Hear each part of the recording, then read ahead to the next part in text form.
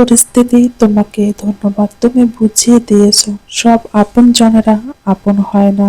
যারা তোমাকে পছন্দ করবে না তারা তোমার দোষ খোঁজাখুঁজি করবে। তোমার হাসিতেও দোষ, তোমার কথাতেও দোষ, কথা না বললেও দোষ, ইত্যাদি বিষয়েও দোষ। ধরার ব্যস্ত থাকবে, মনে রাখবে। সেজন্য সমস্ত কথাকে ইগনোর করো। হ্যালো ভিউয়ার্স, আসসালামু আলাইকুম।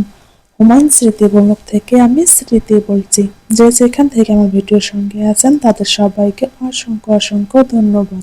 আজকে আমি সিম ভাজি করব। সাধারণত আমরা কিন্তু এরকম করে সিম কেটে বেছে রান্না করি, কিন্তু আমি এভাবে রান্না করব না। কেননা মোরসালান কিন্তু সিম খেতে একেবারে পছন্দ করে না। আর যখন আমি এইভাবে রান্না করি তখন তো সিমটা অনেকটা গোটা গোটা থাকে, তখন কিন্তু ও একবারে বুঝতে পারে যে আমি সিম রান্না করেছি। সে কিন্তু অনেক ঝামেলা করে। সেই জন্য আমি ভাবছি আজকে একটু ছোট ছোট করে কেটে রান্না করবো, যাতে সে বুঝতে পারে না। আর এইভাবে রান্না করে কিন্তু আমরা যখন খেয়েছি তখন আমার নিজের কাছে এতটা বেশি ভালো লেগেছে, অনেক অনেক বেশি ভালো লেগেছে। আর আপনাদের ভাইয়া তো অনেক বেশি খুশি হয়েছে যে অনেক সুন্দর হয়েছে। আপনারা কিন্তু এইরকম করে ভাজি করে পরোটা কিংবা রুটি যে কোনো নাস্তা করতে পারেন। এই ভাজিটা কিন্তু দেখতে যেমন সুন্দর হয়েছিল, খেতে কিন্তু একবারে দারুণ হয়েছে।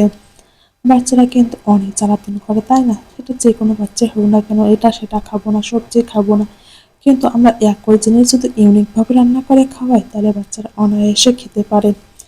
আমি সুন্দর করে এখানে কিছুটা আলু কেটে নিয়েছি এবং সিম কেটে নিয়েছি।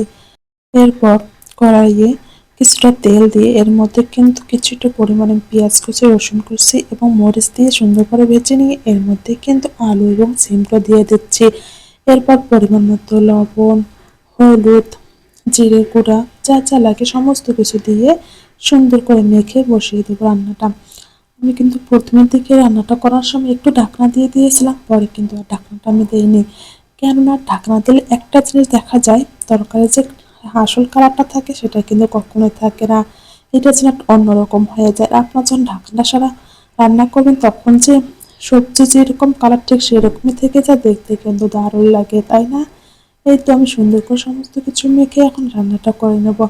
আর এখানে আমি কিন্তু কোনো পানি অ্যাড করিনি, কেননা সামান্য একটু পানি দেখতেছি বের হয়ে গেছে, এটা দিয়ে কিন্তু সিদ্ধ হবে। এই তো অলরেডি আমার রান্নাটা কমপ্লিট। এখানে আমি একটু ধনিয়া পাতা দিয়ে দিচ্ছি। আমি কিন্তু সব রকমের তরকারিতে ধনিয়া পাতা খেতে অনেক অনেক বেশি ভালোবাসি। আপনারা চাইলে কিন্তু এইভাবে রান্নাটা করতে পারেন, কেননা এতটা বেশি মজা হয়েছিল, আমার নিজের কাছে কিন্তু অনেক অনেক বেশি ভালো লেগেছে।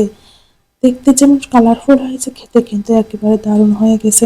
এদিকে কিন্তু আমি রান্না বান্না করতে করতে ঘরগুলো সুন্দরভাবে গুছিয়ে নিচ্ছি। আজকে কিন্তু আমি ২টা রুমেরই বেডশিটগুলো চেঞ্জ করে ফেলেছি, কারণ আমি কিন্তু প্রায় ১ সপ্তাহ পর পর বেডশিটগুলো চেঞ্জ করার চেষ্টা করি। এই তো আমি সুন্দর করে একটা বেডশিট বিছিয়ে নিচ্ছি। একটা বাড়ির সবচেয়ে রুমগুলো যখন পরিষ্কার থাকে তখন মনে হয় পুরো বাড়িটা একেবারে ঝকঝকে পরিষ্কার হয়ে আছে। আর যখন রুমগুলো একেবারে অগোছালো থাকে তখন মনে হয় যেন পুরো বাসাটাই এলোমেলো হয়ে আছে। সেজন্য আমি কিন্তু চেষ্টা করি সবসময় রুমগুলো সুন্দরভাবে গুছিয়ে রাখতে। রুমের যে বিছানাটা, এই বিছানাটাতে কিন্তু আমরা কতবার যে আসি ও কতবার বসে থাকি তার কোনো ঠিক ঠিকানা নেই। আর সেই বিছানাটা যদি সৌন্দর্য না থাকে তাহলে কিন্তু ভালো লাগবে না, একেবারে মন মানসিকতা খারাপ হয়ে যায়, তাই না? কেননা সারাদিন পরিশ্রমের পর খাটাপ ক্লান্তির পর কিন্তু মানুষ সর্বপ্রথম এই বেডে এসে রেস্ট নেয়। আর সেই বেডটা যদি একটু সুন্দর করে সাজিয়ে রাখা না যায় তাহলে কিন্তু মনটা যেন একেবারে খারাপ হয়ে যায়। জীবনে কিছু কিছু লোক আছে যারা মানুষকে অতি সহজে ঠকিয়ে দেয়, কেননা আমরা কিন্তু সাধারণত কষ্ট দুঃখ পেয়ে থাকি নিজেদের মানুষের কাছ থেকে। কেননা আপনজনেরা কিন্তু বেশি কষ্ট দেয়, দুঃখ দেয়। সেই জন্য আমরা এমন কিছু করবো না যাতে অল্প একটু কষ্ট পেলে আমরা ভেঙে পড়ি। সবসময় নিজেকে অনেকটা শক্ত রাখতে হবে, কেননা বিপদ আপদ ঝড় তুফান সবার মাঝে বয়ে যায়, কিন্তু সেটাকে অবশ্যই অতিক্রম করতে হবে। সবার কষ্ট কিন্তু সহ্য করে নেওয়া যায়, কিন্তু আপনজনরা যখন কষ্ট দেয় সেটা কিন্তু কখনোই ভোলা যায় না। কেননা সবসময় কিন্তু আপনজনদের কথাই মনে পড়ে যে কিভাবে কষ্ট দিয়েছি, কিভাবে কাঁদিয়েছি। সেই কষ্টটা যদি মনে রেখে আপনাদের মনে একটা যদি জেদ কাজ করে তাহলে একদিন আপনারা অবশ্যই সাফল্য হতে পারবেন। কেননা মানুষের যেদিন মনে একটা, সেটা কিন্তু অন্যরকম। এই তো আমার ঘর গোছাতে গোছাতে কিন্তু আমার ভাজিটা অলরেডি হয়ে গেছে। আমি এখন পর্যন্ত যারা আমার ভিডিওর সঙ্গে আছেন কিন্তু একটা লাইক দিতে ভুলে গিয়েছেন, প্লিজ একটা লাইক করে দেন। আপনার একটা লাইক কিন্তু আমার ভিডিওটা অনেকজনের কাছে পৌঁছে দিতে অনেক বেশি সাহায্য করবে।